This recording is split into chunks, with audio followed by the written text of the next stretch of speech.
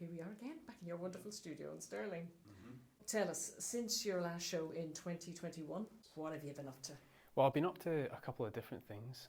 We obviously had the Portrait Artist of the Decade episode where we got to paint Judi Dench, and I'd done a couple of commissions, so I wasn't working on my own stuff the whole time, developing that. And I'd done a commission for the Lord Provost office in Glasgow. I've done another big commission for the Surrey County Cricket Club, which is now on display at the Kia Oval. So all very exciting stuff, but there wasn't much time to work on my own stuff while I was doing the commissions. They are full on, like I said, it's sort of like a back of the mind thing, but it's there because, my ambition is to always be doing my own sort of practice. And did you find it difficult, switching to, I'm working to a commission, I'm working to a brief, to now I can do whatever I want? I think it's a fairly easy transition because that is what being an artist is, working on your own stuff. But when you put it down for a while, I think that's the hard part. It's getting back to where you were previously. And, any body of work I make, I'm always sort of like, how can I improve that next time? And, there'll be things that stand out to me that need to be worked on and things like that. And, I'm going to keep pushing various aspects of the work and trying to pick up that and remember the mistakes you made before and what was actually working previously, and sort of running with those ideas and trying to build a narrative again. That can be quite difficult, and it maybe takes you a couple of paintings, a little bit of a test run to get it all moving again. The interest from the last show, the synthesis body of work that I made, was still there. I'm still interested in the body and dancers and that kind of intimate dance that you don't really know what's going to happen. And I was always thinking about how do I then continue and move on from where I was previously 2 years ago now.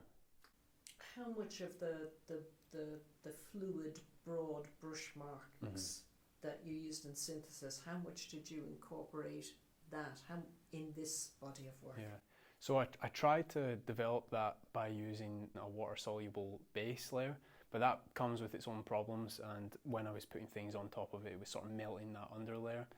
And I was playing around with it a lot, and how do I make this work? And it was starting to take me away from the painting a little bit, and so I decided to just start painting because it was kind of itching to actually do something. And so all these techniques that I'll work on and that I'll try and develop it, they always come into the work in some kind of way. There's maybe bits where I'll scrub the painting or I'll rub bits off, and that is learning from the synthesis works that I've done previously. It's removing the paint and using that as a mark making tool.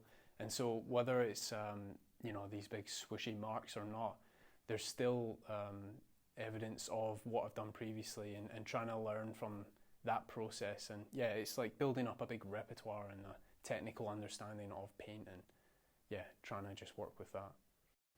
Do you work on more than one at once? I have worked on more than one at once this time, which is not something that I've always done in the past. I've always kind of parked one and then started the next, but some of the smaller paintings that I've done, like a kind of sketch concept of what might be happening in some of the bigger ones, I was able to do those and have the other bigger ones happening at the same time. And there's quite a few paintings that followed a similar sort of process of painting, so it was easy to sort of jump between the two, whereas sometimes I find it quite difficult if they're from separate worlds. But all of these paintings were, they feel like a proper family of paintings, I think. Where did you start? What was the thing was there a process that you used to kickstart that? So my process always starts with photo shoots, and I work with these dancers the same as I did back in the synthesis work. I put a call out online, and I worked with various dancers who were happy to sort of do an interpretive dance to, sometimes no music, just completely free movement. And these photo shoots really inform how I'm going to proceed next. I got to actually go and meet Lewis, one of the previous dancers that I worked with, and he took me to his dance studio. Well, it wasn't his, but it was at Tramway, where they were rehearsing in this beautiful space, and it had these big window mirrors, obviously, where they're rehearsing in front of, and I seen it as this like world of endless possibilities, and they're dancing in front of it. And I'm a terrible dancer. I have no idea what they're doing. I'm looking at this like this kind of otherworldly quality, and so like I say, the dance studio for me became this place of endless possibility. I spend a long time looking at those images afterwards, and you know, it gives you ideas just from looking at it. You've got a pose that a dancer's given you, and you know, I could never have planned it. And I think that's really what I like within painting, and just that unpredictability, and you know, trying to work with something and being surprised by what you get. So the next step would have just been to take these into Photoshop. I always work with digital collage, and so, you know, we live in Scotland, we have plenty of beautiful scenery around us, and I'm always inspired by that. I'm inspired by just lived experience, and you know, film and all these sort of things, and other artists, and natural surroundings that, you know, they're always with me. Whether I live near a canal as well, and they have this beautiful open farm fields and stuff, and so we'll walk down there and sort of imagine these scenes taking place, the kind of strange sort of storytelling narratives happening. And they're all kind of unexplained in my head when I look at these photos, but then I'll try and make sense of them through things that I've seen, and combining the two sort of worlds again together through Photoshop. And then you kind of look at that and you're like, well, maybe I have a reference here for a painting. Do you do any sketching? So like, in the traditional sense of the word, I'm not saying that you're not sketching using the digital technology, but do you sketch with pencil or with chalk or with charcoal or with... I do, yeah. I'll occasionally use just my sketchbook to like draw little thumbnails. So if I have an idea before I've even got anything, you know, I'll sort of draw down a rough composition, but it's always very loose, and you know, it's, if I wanted to work like that I could, but I find it much easier and more exciting to be given a sort of position of a figure and then sort of work back from there.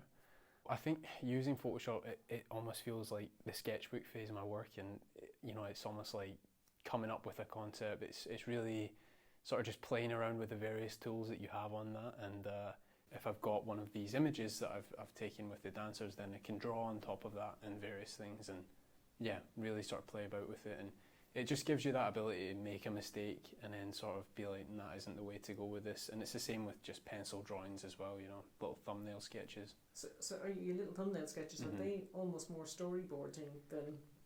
I would say so, yeah. And I've done a couple of paintings as well that you've obviously seen that are that same kind of feeling about them. It's like a storyboard sort of little idea of what could possibly come. You know, they're almost completely from imagination. There's some influence in there from some of the dancers again. You know, if I'm trying to think of a position or whatever, it's easier for me to look at a reference if I've got one there. These sort of strange narratives build themselves really, and I don't always know what's happening in them either. You know, it's not something that I look at and I think I know exactly what's going on here. It's this sort of abstract moment, and I quite like that, and it allows the viewer as well to sort of bring their own feelings towards it and sort of enjoy whatever they think is going on. It feels a lot looser. Did you enjoy letting go? Oh, it's so fun to do the looser paintings. It's yeah, and they come to life like in a couple hours, and that is one of the most enjoyable things about it. But I think that you're really just trying to capture a sort of essence of the moment rather than like for like of what is happening. And like I said, a lot of this was done from imagination with a slight hint of reference from some of the photos that I've taken. And so, you know, I'm making a lot of it up, and it's sort of looser by nature because of that.